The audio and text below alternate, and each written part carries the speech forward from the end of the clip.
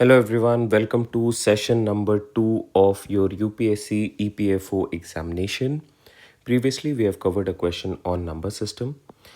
This video, we are trying to cover a question on data sufficiency, which is part of HCF LCM.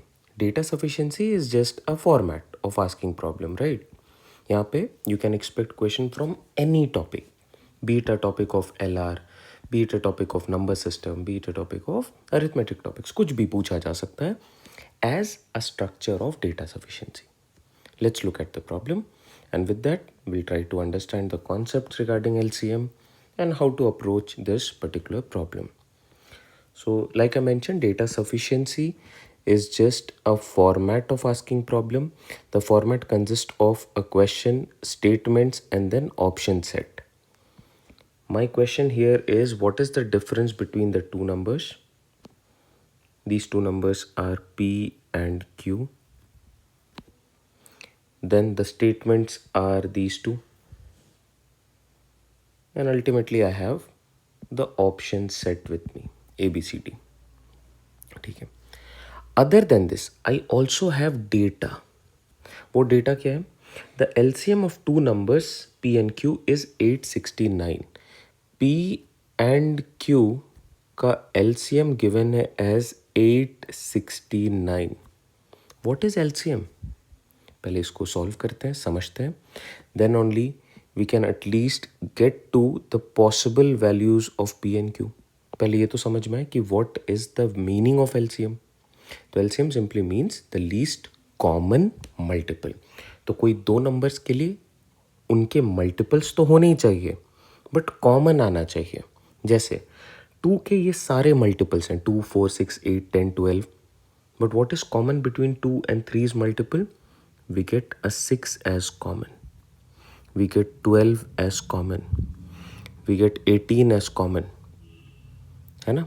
What are the common multiples? These are 6, 12, 18 और ये carry forward होगा, 24 होगा, 30 होगा. These are all common multiples of 2 and 3.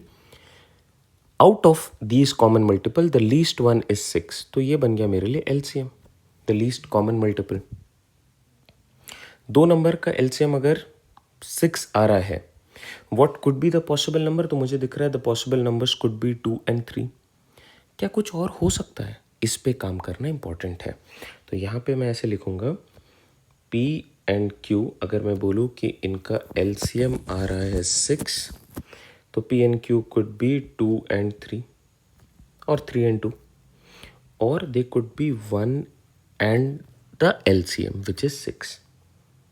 ये case को भी हमेशा consider करना होता है. जैसे 1 के लिए मल्टीपल क्या है? 1, 2, 3, 4, 5, 6, 7, 8.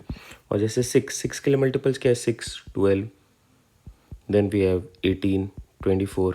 अब कॉमन मल्टीपल क्या आ रहा है इनमें? 6 आएगा कॉमन मल्टीपल, 12 आएगा कॉमन मल्टीपल, 18 आएगा. छोटा वैल्यू क्या है? 6. तो this case we tend to ignore it, but always keep into consideration.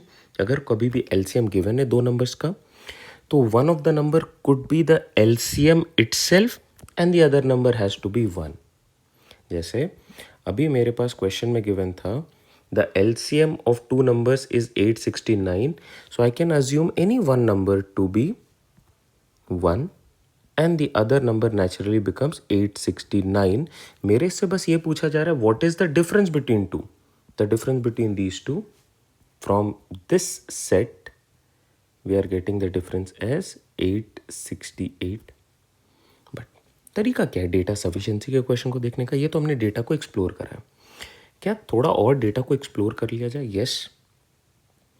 whenever LCM is given to us, if LCM is given, then we do the prime factorization of it.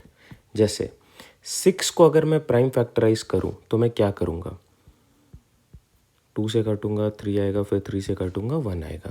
तो I can write 6 as 2 into 3.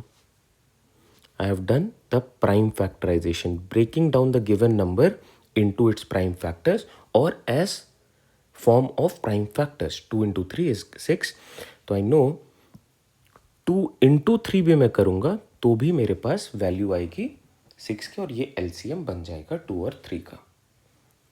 Now 869 को अगर मैं prime factorise करने पे आ जाऊँ तो कैसे कर सकते हैं, लेट्स सी। पहला prime factorization, so we start with prime numbers 2 3 5 7। 2 से तो ये नहीं कट रहा है because we don't have an even value. 3 से ये कटेगा क्या, 9, 6 तो कट गया, 8 बच गया।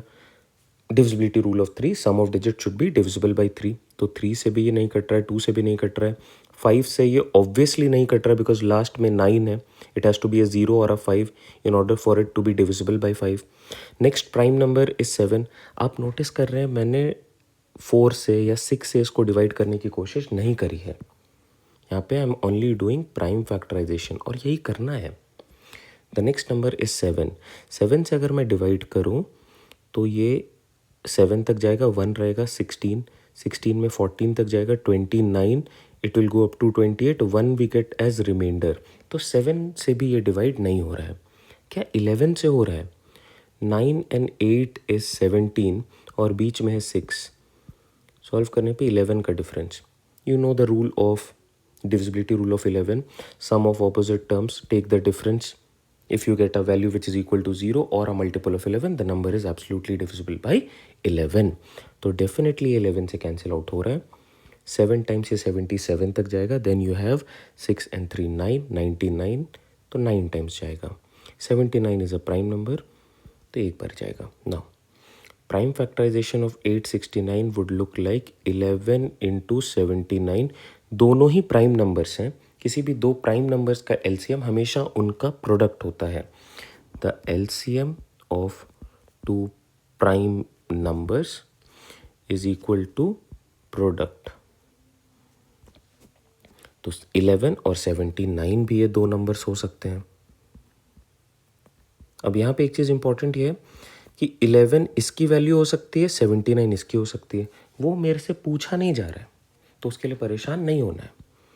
बट अगर ये 79 आ रहा है तो डिफरेंस ऑब्वियसली इसका कुछ और आएगा, 68 आएगा, दो अलग अलग वैल्यूज आ रहे हैं। अब ये जो हमने एक्सप्लोर करा अभी तक, we have not looked at the statement, we have only broken down the data, और ये डेटा आप जल्दी ब्रेक डाउन कर सकते हैं। आपको स्टार्ट करना है by writing 1 and the LCM, then do the prime factorisation.